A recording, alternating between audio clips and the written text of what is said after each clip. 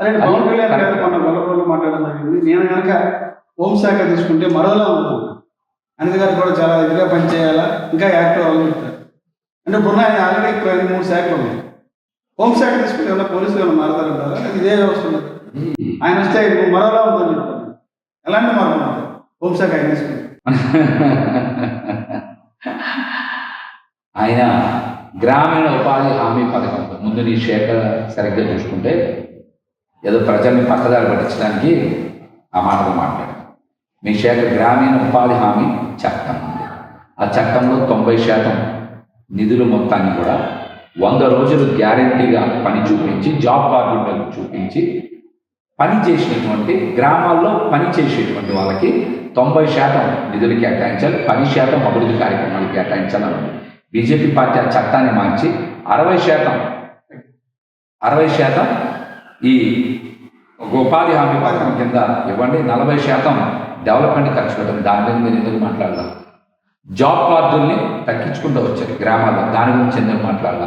ఈ చట్టం పెట్టడానికి ప్రధానమైన కారణం ఏంటి? గ్రామాల్లో వలసలు నిరోధించడానికి పెట్టారు ఈ చట్టం. మీరేం చేస్తున్నారు? ఇప్పుడు 100 పని దినాలు గ్యారెంటీగా ఉండాలి, అది కూడా మాన్యువల్ వర్కే చెయ్యాలి అని ఉంది కదా. దాన్ని మీరు ఎందుకు మీ శాఖలోనే మార్పు చేసి ఒక గాలి మాటలు మాట్లాడుతున్నారు? గ్రామాలకి పండగ, నాదేదో పల్లె పండగ, ఇలాంటి పనికిమాలిన మాటలు మాట్లాడుతున్నారు. అది పచ్చి తప్పు. గ్రామాలను అభివృద్ధి చేసే బాధ్యత రాష్ట్ర ప్రభుత్వం తీసుకోవాలి, రాష్ట్ర ప్రభుత్వం నిధుల నుంచి ఇవ్వాలి. కానీ ఉపాధి హామీ పథకం పేరే ఉపాధి హామీ పథకం. ఉపాధిని నువ్వు తీసేస్తే ఎవరికి హామీ ఇస్తావు? రైతులకి, రైతు కూలీలకి, అక్కడ పనిచేసుకునే వాళ్ళ యొక్క ఉపాధిని తీసేసి నువ్వు కాంట్రాక్టర్లకి, పెట్టుబడిదారులకి ఉపాధి కల్పించి రైతులకి, రైతు కూలీలకి, కౌలు రైతులకి ఉపాధి తీసేస్తే ఎట్లా? ఫస్ట్ మీరు తీసుకున్న శాఖలోనే పెద్ద లోపం ఉంది. నిధుల దారి మళ్లింపు పవన్ కళ్యాణ్ గారి శాఖలోనే ఎక్కువ జరిగింది. మీకు అది కూడా చెప్తున్నాను. అందరి మీద మీరు బోధ చల్లే మాటలు చెప్తున్నారు కదా. అందుకని నిన్న నేను మొన్న ప్రెస్ మీట్ పెట్టినప్పుడు కూడా మాట్లాడా. 5 నెలల అలజడి ప్రభుత్వ వైఫల్యాలని పెట్టాను.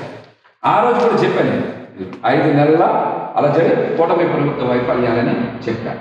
ఆ రోజు కూడా చెప్పాను, పవన్ కళ్యాణ్ గారి శాఖలు అన్నిటి మీద కూడా ప్రత్యేకంగా మాట్లాడుతున్నాను. ఇవాళ మీరు అడిగారు కాదు చెప్తున్నాను. ఉపాధి తీసేసి నువ్వు కాంట్రాక్టర్లకి డబ్బులు 40% ఇస్తే అసలు ఫస్ట్ నీ శాఖలో లోపాలున్నాయి.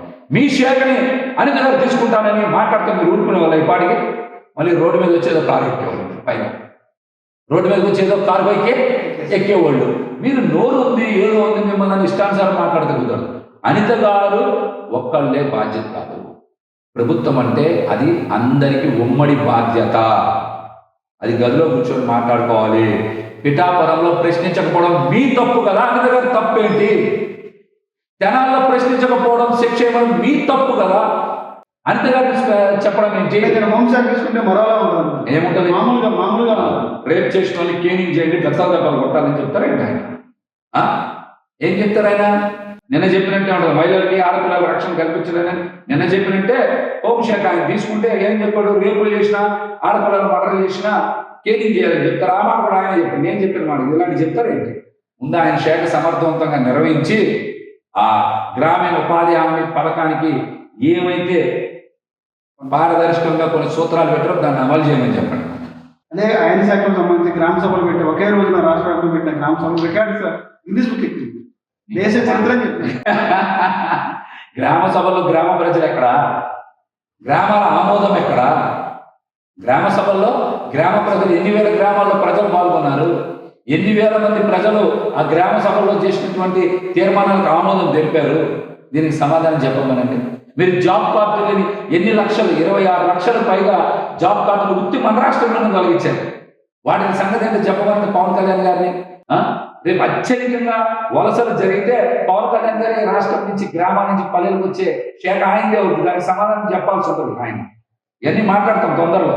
సరే అండి, జగన్మోహన్ రెడ్డి గారు నారా లోకేష్ గారు రెడ్ బుక్ అంటే భయపడిపోతున్నారు, ఏదో కలిసిపోతుందని చెప్తారు. నిజంగా రెడ్ బుక్ అంటే వైసీపీకి ఎందుకు అంత భయం, జగన్ గారికి ఎందుకు భయం? సాక్షాత్తు నారా లోకేష్ గారు అట్లాంటిక్ రాష్ట్రంలో దేశం వెళ్ళినప్పుడు ఎన్టీ రామారావు విగ్రహావిష్కరణ సందర్భం రెడ్ బుక్ అంటే జగన్ కూడా భయపడిపోతున్నాడు, వైసీపీ నాయకులంతా భయపడుతున్నారు. నా పేరుందా తరుగుకుంటున్నారు. అంటున్నారు. కలిసిపోతుందంట. జగన్మోహన్ రెడ్డి గారిని మనం ఒక్కసారి ఆయన ప్రయాణాన్ని మొదటి నుంచి చూసాం. ఆయన కాంగ్రెస్ పార్టీని విభేదించి బయటకు వచ్చి సొంతంగా పార్టీ పెట్టుకొని ఎమ్మెల్యేని గెలిపించి ఆ తర్వాత ప్రతిపక్ష నాయకుడి, ఆ తర్వాత ముఖ్యమంత్రి. ఎన్ని ఉడుదుడుకులు, కష్టాలు, ఇబ్బందులు, జైలు జీవితాన్ని గడిపి వచ్చినటువంటి వ్యక్తి. ఆయన అకారణంగా జైలు జీవితం గడిపి వచ్చినటువంటి వ్యక్తి. అట్లాంటి ఆయన భయం ఉంటుందా? భయం కల్పిస్తున్నాడు, భయం పెడతాడు కూటమి నాయకుడు.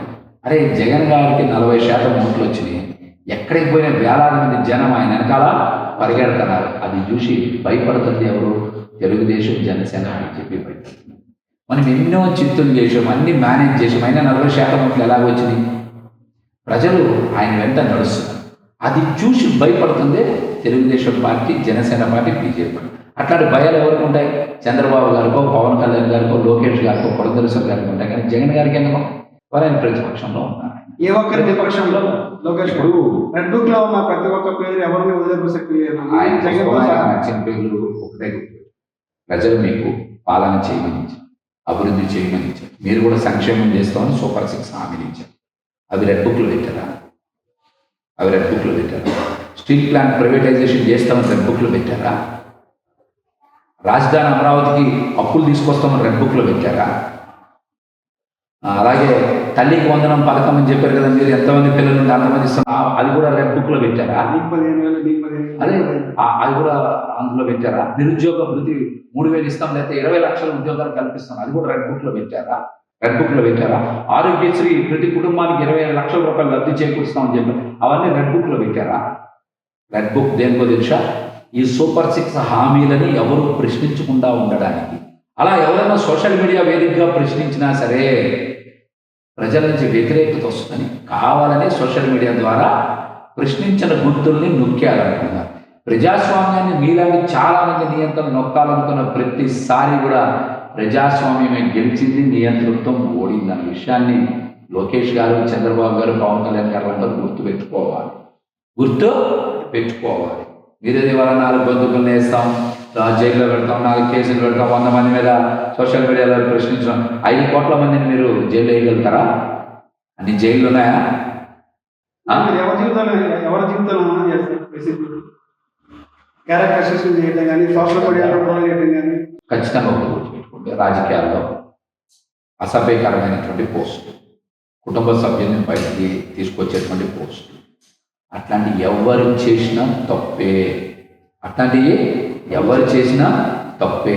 అట్లాగే ఎవరైనా చేస్తే వాళ్ళని చట్టపరంగా శిక్షించాల్సిందే. దాంట్లో ఎవరి మద్దతు ఎవరికి ఉండదు. ఈ మధ్య కూడా వైఎస్ఆర్సీపీ పార్టీలో వారం రోజుల కిందట టెలికాన్ఫరెన్స్ నిర్వహించినప్పుడు సజ్జల రామకృష్ణారెడ్డి గారు దగ్గర ఒకేసారి 600 మంది పైగా నాయకులతో ఒకేసారి టెలికాన్ఫరెన్స్ నిర్వహించిన సందర్భంలో కూడా చాలా స్పష్టంగా సజ్జల రామకృష్ణారెడ్డి గారు వైసీపీ పార్టీ నాయకులందరికీ దిశానిర్దేశం చేసింది. రాజకీయాల్లో కుటుంబ సభ్యుల జోలికి ఎవరు వెళ్ళొద్దు, ఎక్కడ అసభ్యకరమైన పోస్టులు పెట్టద్దు, పాలసీ పరంగానే ప్రభుత్వాన్ని ప్రశ్నిద్దాం, ఎదుర్కొందాం. అట్లాంటి సందర్భంలో కనుక మనల్ని ఇబ్బంది పెట్టే పరిస్థితి ఉంటే ఖచ్చితంగా జగన్మోహన్ రెడ్డి గారు పార్టీ లీగల్ సెల్ పూర్తిగా అండదండలు ఉంటాయని చాలా స్పష్టంగా తెలియజేశారు. దాన్ని మీరు మీడియా పరంగా కూడా విడుదల చేశారు. అంతేగాని ఎవరు అట్లాంటివి సమర్థించరు.